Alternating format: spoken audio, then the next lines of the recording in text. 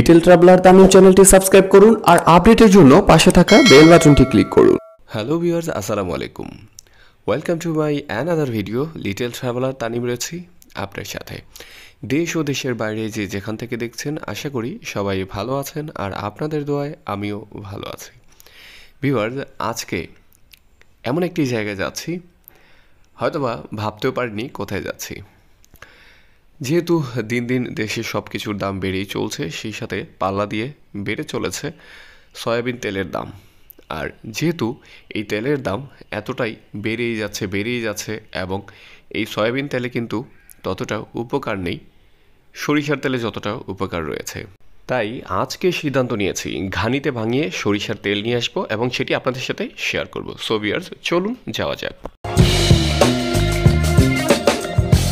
আমরা চলে এসেছি, দেখতে পাচ্ছেন ঘানিতে ভাঙানো হচ্ছে সরিষা, আর এই সরিষা থেকে হয় খাঁটি সরিষার তেল। কিন্তু বাজারে যে সরিষার তেল পাওয়া যায় সেটি কতটা স্বাস্থ্যকর আর আসল কিনা সেটি কিভাবে বুঝবো, তাই নিজেই চলে এসেছি, নিজে দাঁড়িয়ে থেকে এই ঘানিতে করে সরিষা ভাঙিয়ে সরিষার তেল নিয়ে তারপর এখান থেকে আজকে যাব।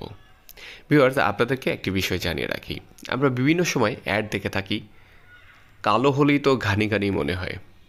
আসলে বিভিন্ন যে বাজারে পাওয়া যায় সেই সরিষাগুলোতে বা সরিষার তেলগুলোতে বিভিন্ন রং মিক্স করা হয়, যে কারণে কালো কালো দেখা যায় এবং সেটাকে ঘানি ভাঙানো বলা হয়। আসলে নিজে এসে যখন দেখতে পাচ্ছি যে এই ঘানিতে কিভাবে ভাঙানো হয়, তেলটা কিন্তু একদম স্বচ্ছ ক্লিয়ার, সেখানে কিন্তু কোনো কালো বা যে ঘানিতে ভাঙালেই যে একদম কালো কালো হবে এরকম কোনো কিছুই নেই।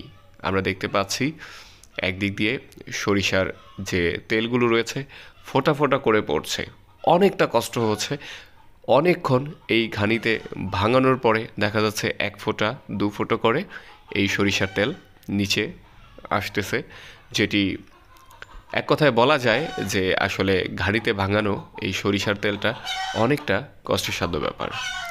ভিউয়ার্স, দাঁড়িয়ে দাঁড়িয়ে আপনাদের সাথে কথা বলছি, চোখ দিয়ে পানি পড়ছে। যে কেউ দেখলে হয়তোবা ভাববে যে কান্না করছি, এটি কেন হচ্ছে? আসলে এই ঘানিতে যখন সরিষা ভাঙানো হচ্ছে, এই সরিষার যে ঝাঁজ সেটিতে এখানে দাঁড়িয়ে থাকাটা অসম্ভব প্রায়। ভিউয়ার্স, এই যে এখন দেখতে পাচ্ছেন যে ঘানিতে ভাঙানো হচ্ছে, ঠিক এই জায়গাটিতে এই যে সরিষাগুলো প্রথমে দেওয়ার পর অনেকক্ষণ এভাবে ঘুরতে থাকে, এটি মেশিনের মাধ্যমে ঘোরানো হয়। আর এই নিচে দিয়ে একটু দেখাচ্ছি আপনাদেরকে, এই যে দেখতে পাচ্ছেন অল্প অল্প করে সরিষার তেল পড়ছে, অর্থাৎ সরিষাগুলো থেকে সরিষার তেলে রূপান্তরিত হচ্ছে। আর এটি কিন্তু প্রথম প্রসেসটি এভাবে দীর্ঘক্ষণ করা হয়। দীর্ঘক্ষণ এই ঘানিতে ঘুরতে ঘুরতে সরিষার তেল যখন বের হয়, তখন এটিকে আবার এই পাশে আরও একটু বেশি প্রসেস করা হয়, যেখানে আরও কিছু তেল বের হয়।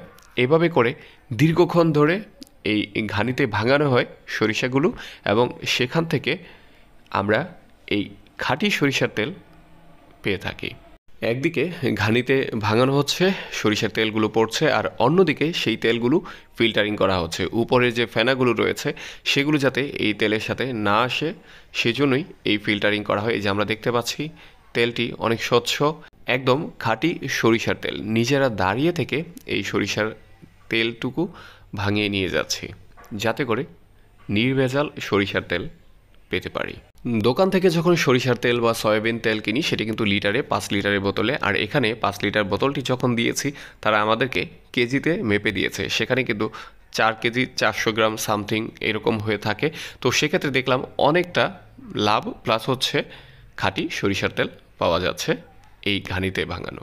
সো ভিউয়ার্স, এই তেল নিয়ে এখন ব্যাক করছি। আজকের ভিডিওটি এখানেই শেষ করছি।